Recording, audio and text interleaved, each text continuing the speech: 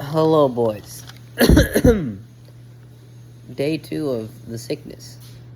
A little bit of coughing. Nose is runny.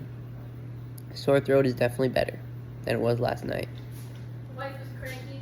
Wife is cranky because she is helping a lot, which is very nice. But it's hard because I am not at my 100%, unfortunately.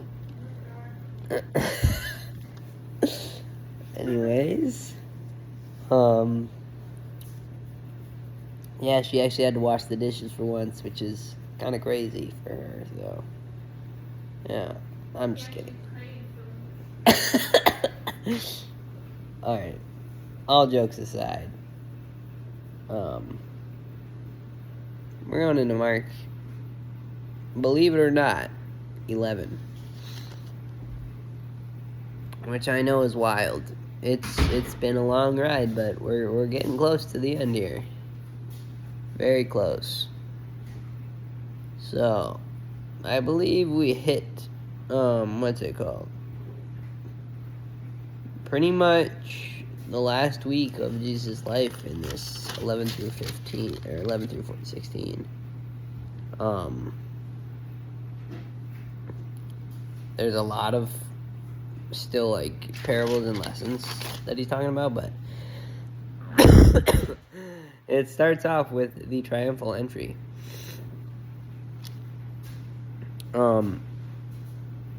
Obviously, the triumphal entry is a great, awesome fulfilling of a lot of old prophecies from many different books of the prophets. He will ride on a donkey is one of the biggest ones.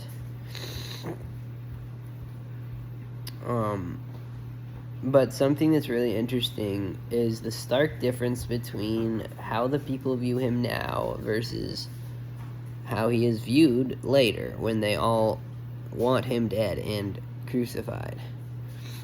People are singing, Hosanna, blessed who is he who comes in the name of the Lord. Blessed is the coming kingdom of our father David. Hosanna in the highest. So, he's literally being praised as Jesus, as God, as King. But the contrast of how he is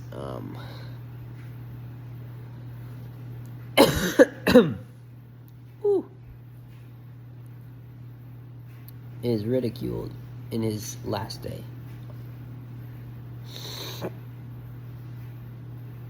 Alright, Jesus cursing the fig tree is our second thing that we're looking at.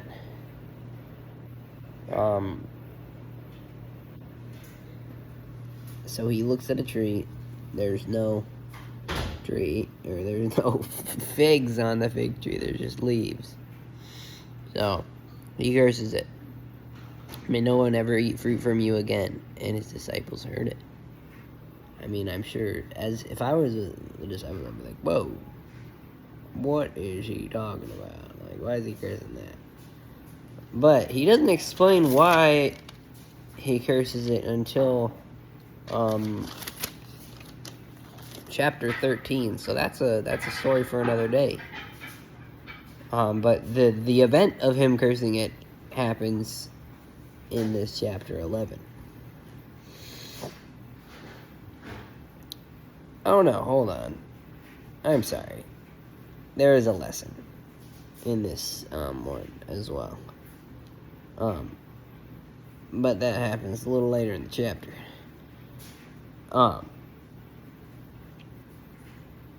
So this next part is another very classic part of Jesus's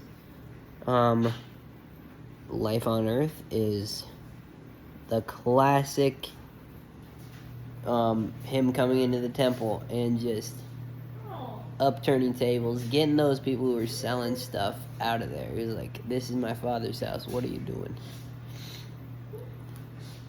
This, I think, is like one of the best just the examples of righteous anger. I had a conversation with Derek years ago now, I guess. Well, like 2 years ago, technically. But, like, that was years ago. And we were talking about anger and, like, can anger be good? And, yeah. Easily. Righteous anger is a thing. So, this is a great example of righteous anger. Jesus is angry at these people because they are dishonoring his Father in his Father's house. So what does he do about it? He, uses force to get him out of there because he's angry. Righteously, it's not wrong. There's no sin involved in it. It's just, literally, because they're disrespecting God that, hold on. Sorry, as I was saying, so there was no sin in it because it was a righteous anger. It was because the only motivating reason why Jesus was angry is because they were doing something wrong. So Jesus righteously was like, stop doing that wrong thing. So he stops. So he stops them. Now I'm going to read this one just for the fun of it, because, like, we talked about the fig tree. Now this is a lesson. As they passed by in the morning, they saw the fig tree withered away to its roots. And Peter remembered and said to him, Rabbi, look, the fig tree that you cursed has withered. And Jesus answered them, have faith in God. Truly, I say to you, whoever says to this mountain, be taken up and thrown into the sea, and does not doubt it in his heart, but believes that what he says will come to pass, it will be done for him. Therefore I tell you, whatever you ask in prayer, believe that you have received it, and it will be yours. And whenever you stand praying, forgive.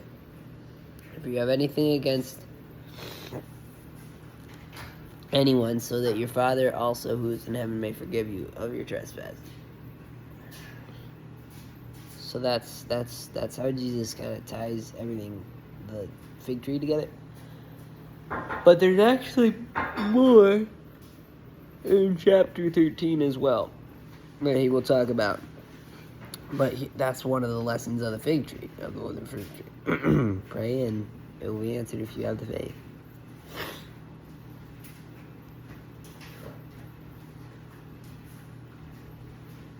If you believe that you've received it. That's pretty powerful. Anyways.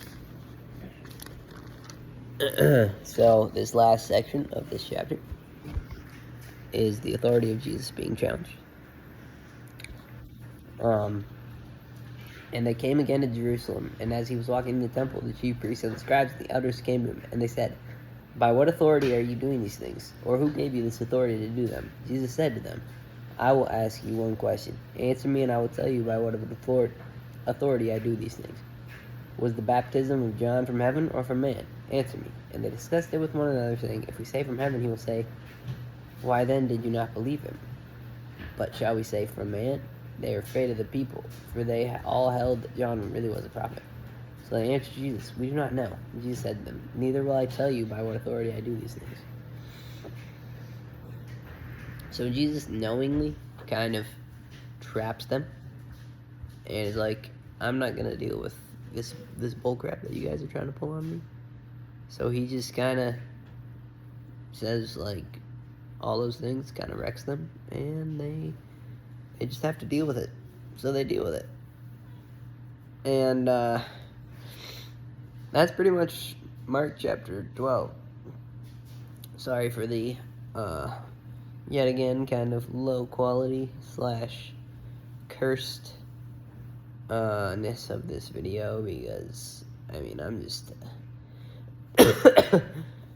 tired man. And a bit of a rough week, but it's okay. That's life sometimes. Gotta make that money still. And we shall. Anyways, thanks for watching, boys. I will see you on the next one. Bye-bye.